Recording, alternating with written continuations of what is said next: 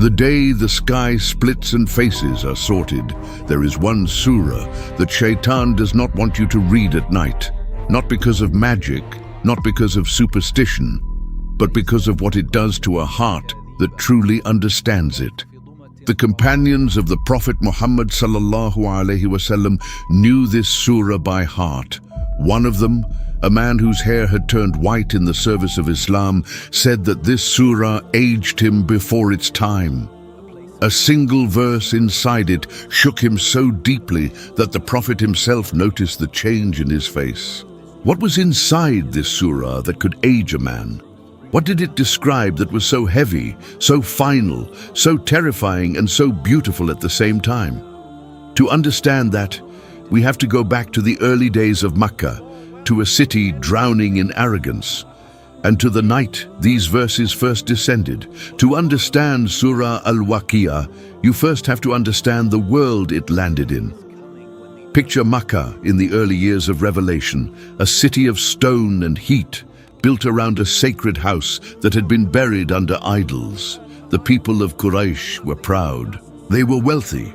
Trade caravans moved through their valley like rivers of gold, and they believed that this life, this dunya, was the only thing that was real. Eat, drink, gather wealth, and die. That was the philosophy of the street. The grave to them was the end of the road, nothing after it, no reckoning, no accountability. And into this world, the Prophet Muhammad sallallahu alaihi wasallam came with a message that turned everything upside down. He told them that death was not the end. He told them that one day the earth itself would shake, the mountains would crumble into floating dust, and every single human being who ever lived would stand before their Creator, rich and poor, king and slave, the powerful and the forgotten, all of them naked, barefoot, with nothing in their hands. The Quraysh laughed at him. They mocked him. How could rotten bones come back to life? How could scattered dust be gathered again? It was the joke of the marketplace. And it was in response to that arrogance, that denial, that mockery of the afterlife that Surah Al-Waqiah was revealed. The very name tells you everything. Al-Waqiah, the event, the inevitable, the reality that is coming whether you believe in it or not. Now here is the first thing you must understand about this surah. It does not begin gently. It does not ease you in. It opens like a hammer striking stone. When the inevitable event comes to pass, there will be no denying its occurrence. Read that again slowly. The surah is essentially saying, the day you spent your whole life denying, the day you laughed about, the day you called impossible, when it finally arrives, not a single soul will be able to call it a lie anymore. There is something deeply unsettling about that, because everything in this world can be debated. Everything can be argued. People argue about politics, about money, about religion, about right and wrong.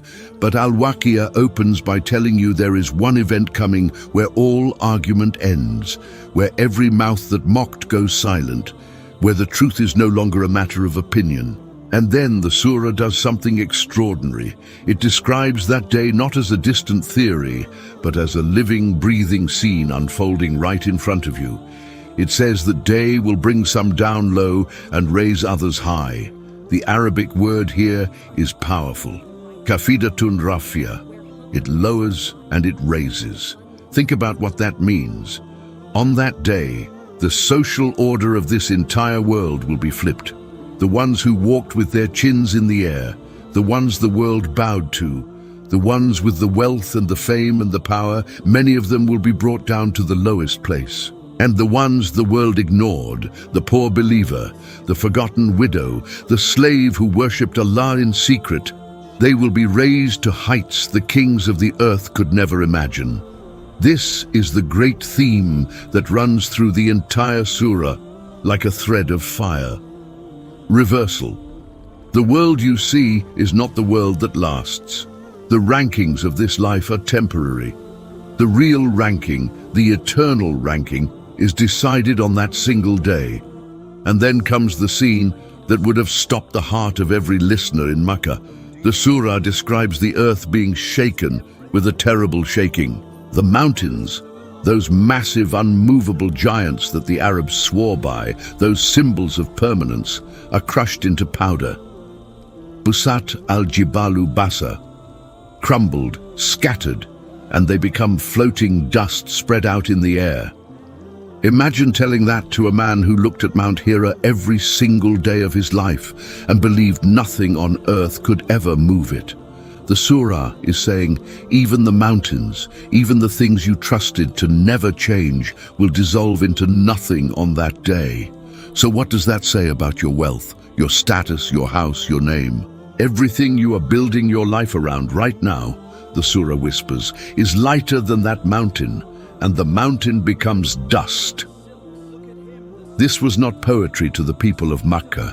This was an earthquake of the soul, and the most frightening part of all was that the surah had not even reached its main subject yet, because what came next was a sorting, a division of all of humanity into 3 groups. And which group you fall into, the surah was about to reveal, depends entirely on choices you're making right now in this very life. And that division is where the real story begins. So all of humanity will be sorted into 3 categories.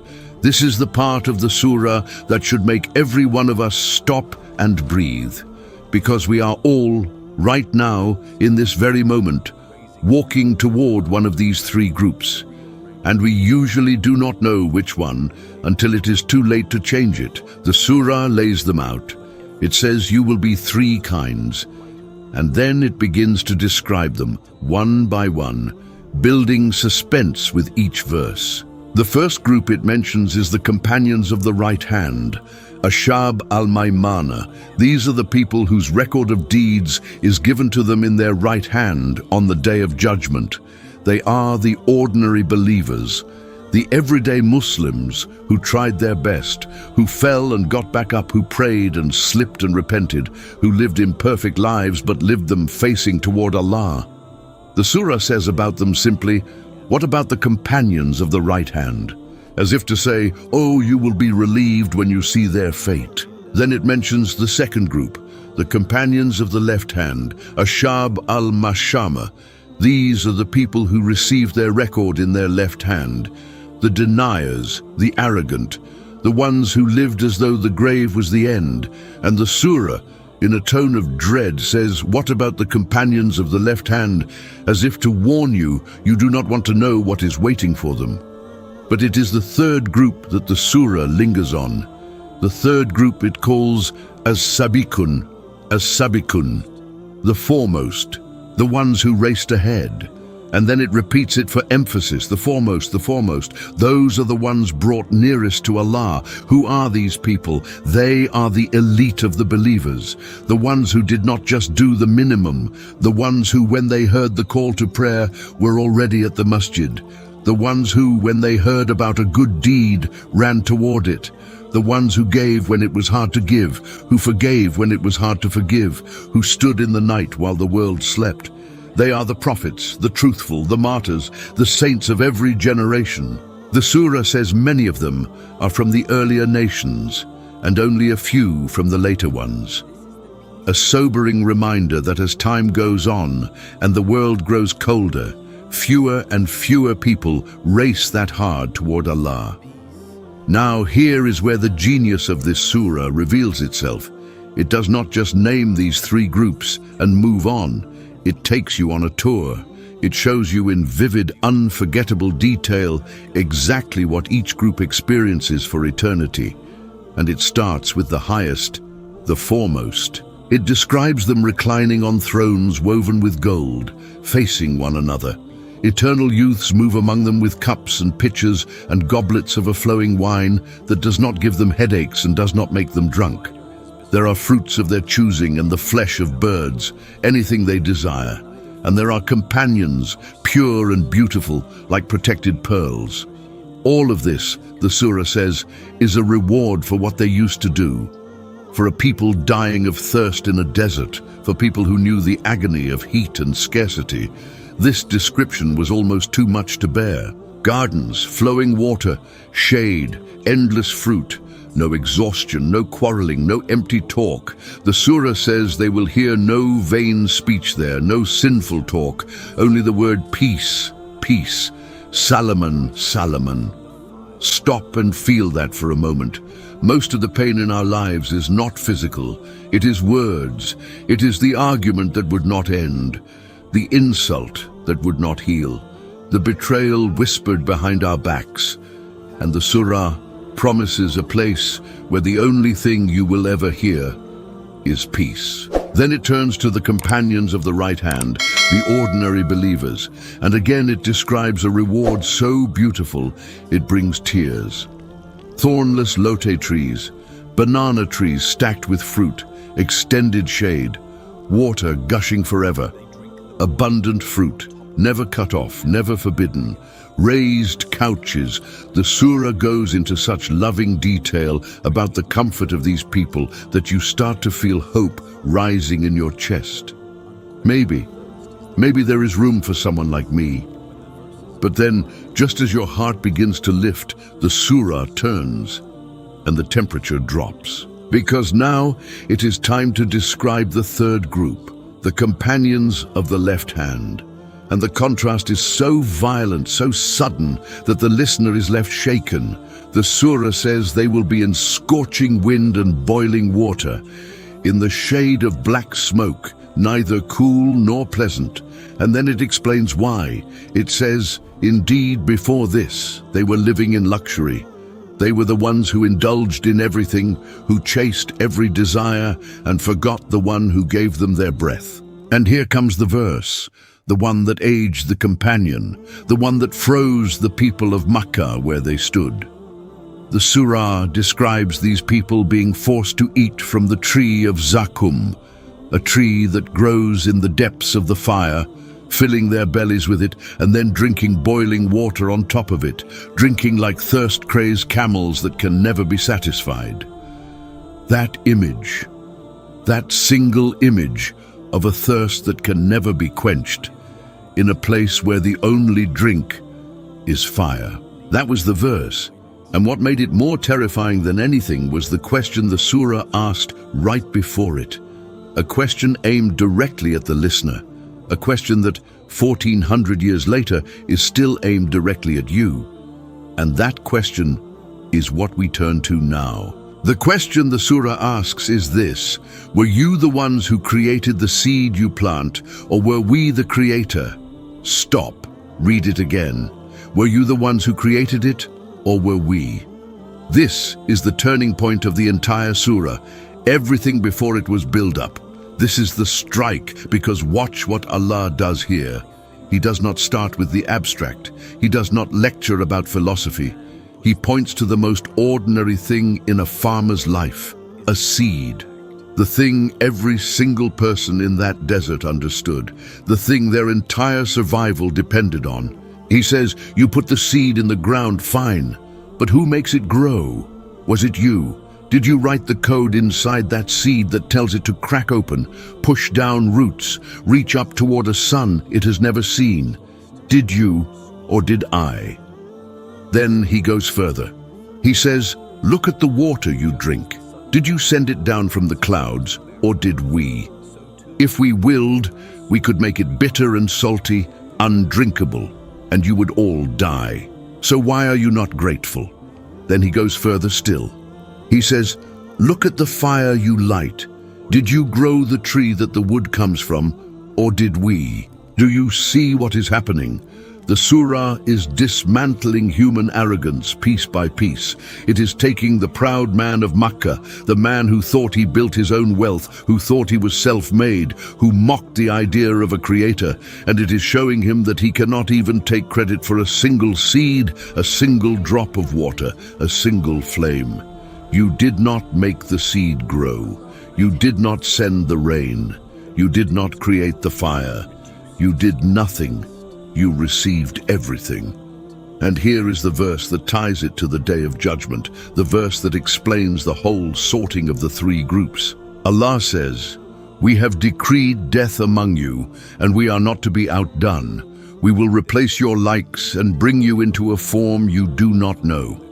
In other words, the same power that created you the first time can create you again.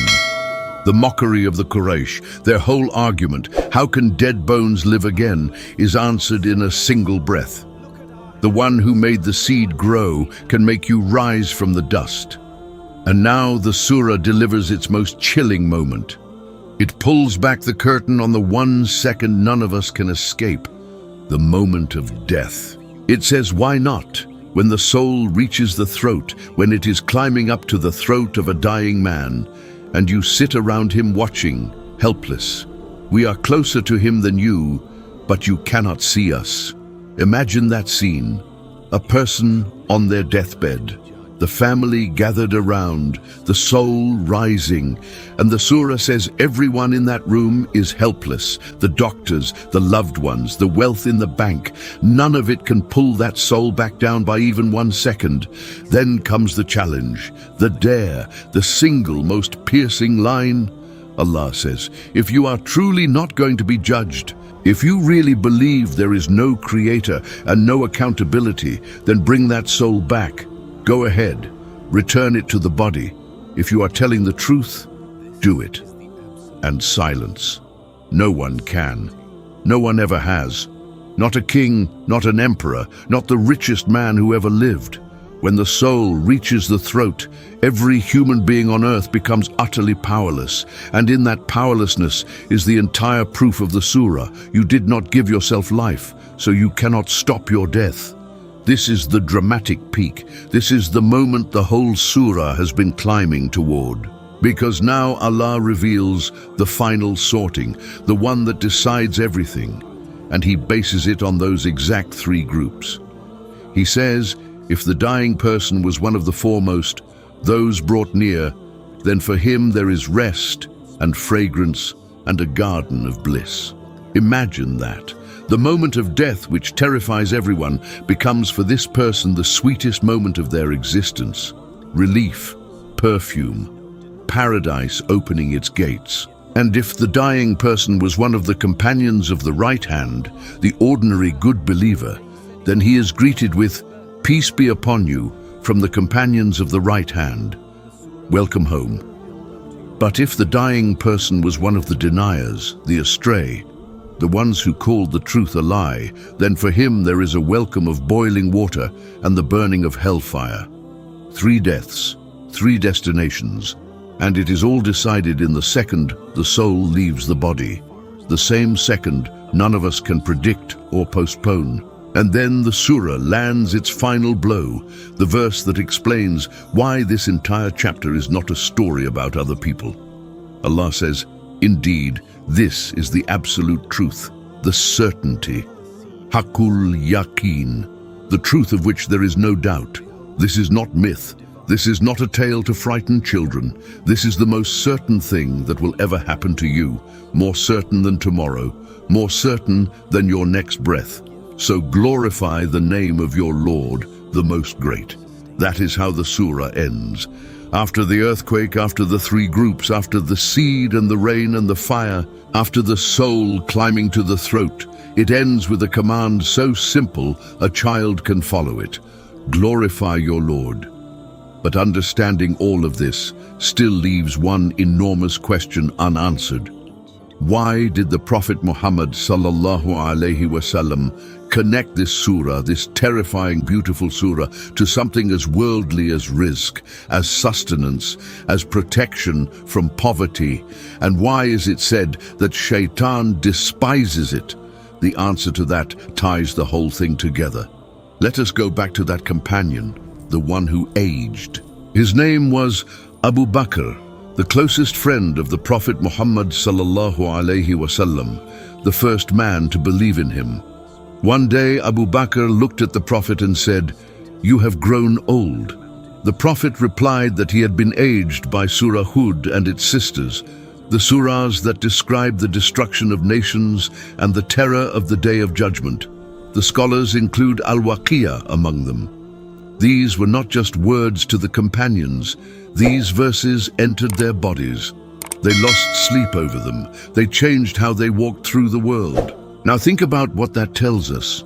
The people who were promised paradise, the ones the Prophet personally guaranteed Jannah, were the ones most shaken by these warnings. And the people today who never think about death are often the ones most distant from Allah. There is a lesson buried in that contrast that should make all of us pause. But here is where the story turns towards something that touches your daily life directly. Because there is a famous report connected to this surah that has traveled across the Muslim world for over 1,000 years. It is narrated that the Prophet Muhammad sallallahu alaihi wasallam said, "Whoever recites Surah Al-Waqiah every night will never be touched by poverty." Now scholars have discussed the chain of this particular narration. Some classified it as weak. So let us be honest and careful here, the way truth demands. We do not build our religion on weak narrations as if they were ironclad commands.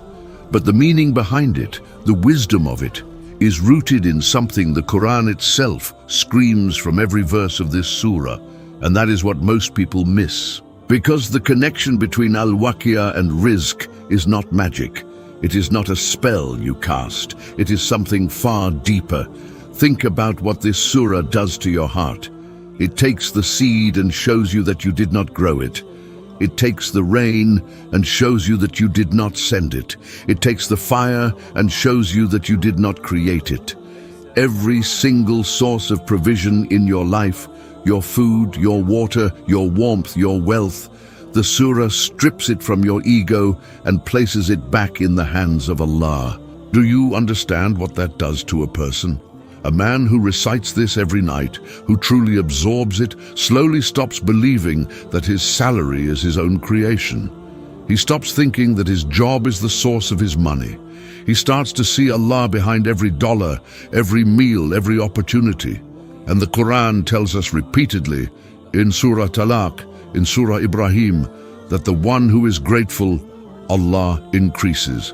And the one who relies on Allah, Allah is enough for him. So how does Al-Waqiah protect you from poverty? Not by being a lottery ticket, but by rewiring your entire relationship with provision. It cures the disease that actually causes most of our anxiety about money, the disease of forgetting where it comes from.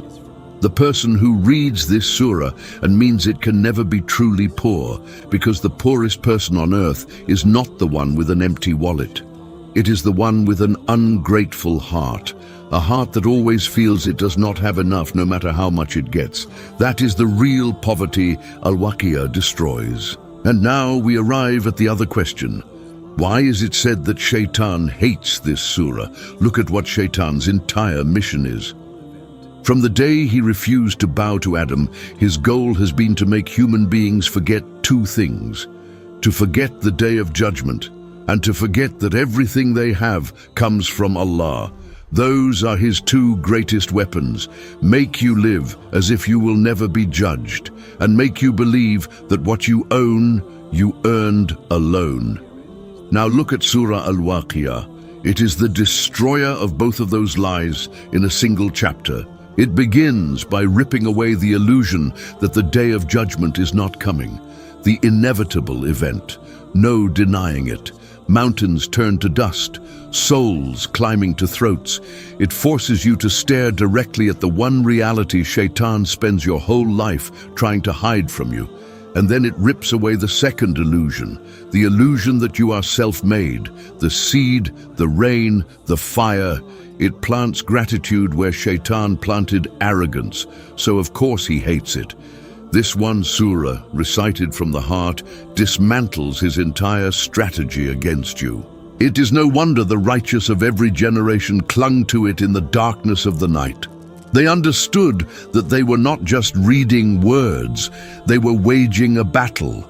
Every night they recited it, they were pushing back against the whisper that says, "Eat, drink, gather, you will not be questioned." But there is one more layer to all of this. One final realization that turns this surah from an ancient warning into a mirror held up to your own face, tonight, right now. And it is the part that should stay with you long after this video ends. Here is the part that I want you to carry with you. Surah Al-Waqiah is not really a story about the people of Mecca. It is not really about kings and farmers from 14 centuries ago. It is about you. It is about the next time you sit down to eat, the next time you turn on a tap and clean water comes out, the next time you complain that you do not have enough. Think about the three groups again. The foremost, the companions of the right hand, the companions of the left hand. The surah did not list them as ancient categories, it listed them as a question. Which one are you becoming? Because right now, today, with every choice you make, you are quietly drifting toward one of those three lines. And the terrifying, beautiful thing is that the line is still open. The surah was revealed to people who were on the wrong side of it, the mocking Quraysh, and many of them crossed over before they died. They became the foremost. The slave who was tortured on the burning sand of Makkah became one of the highest in paradise. The man who once led armies against Islam knelt and crossed the line in a single moment. As long as the soul has not yet reached the throat, the line is open. But the surah also warns you with that unforgettable image that there is a moment when the line closes forever. When the soul climbs to the throat and the family stands helpless around the bed, and nobody knows when that moment will come for them. It does not announce itself. It does not wait for you to be ready. The young die before the old. The healthy die before the sick. That is why the people of knowledge recited this surah at night, because the night is when a person is most honest with themselves, when the noise of the world goes quiet and the only voice left is the one inside their own chest. So let me bring this all the way home. When you recite Surah Al-Waqiah and you reach the verse about the seed, do not read it like a history lesson. Look at your own hands. Everything you have ever achieved, you achieved with a body you did not build, with a mind you did not create, with breath you do not control, in a world you did not make. You are not the source of anything. You are the recipient of everything. The moment that truth sinks into your heart, two things happen at once. Your fear of poverty begins to die because you realize your provision was never in your hands to begin with. It was always in the hands of the one who feeds the bird that cannot store food and the fish in the depths of the sea. And your arrogance begins to die because you realize you never had anything to be arrogant about. And when fear of poverty and arrogance both die in the same heart, that heart becomes free, truly free. That is the risk this surah was really promising you all along, not just money, freedom from the slavery of money. This is why Shaytan hates it. He does not fear a man with wealth. He has corrupted countless wealthy men. What he fears is a man who has wealth and is not owned by it. A man who eats and remembers who fed him. A man who earns and remembers who provided. A man who lies down at night having recited the verses that make death real and provision sacred, and who wakes up the next day chasing the foremost, not chasing the dunya. That man is unreachable, and Shaytan knows it. So tonight, before you sleep, I want you to do something. Open the Quran or open it on your phone and read Surah Al-Waqiah slowly. Do not rush it. When you reach the seed, pause. When you reach the rain, pause. When you reach the soul climbing to the throat, pause and imagine it is your own. And when you reach the final words, glorify the name of your Lord the Most Great. Let that be the last thought in your mind before sleep takes you. Because one day, and none of us know the date, the inevitable event will come. The sky will split. The mountains will float as dust. The three lines will be drawn, and every argument, every excuse, every distraction we ever hid behind will fall silent. On that day, there will be no denying its occurrence. The only question that will matter is the one you can still answer tonight. Which group are you walking toward?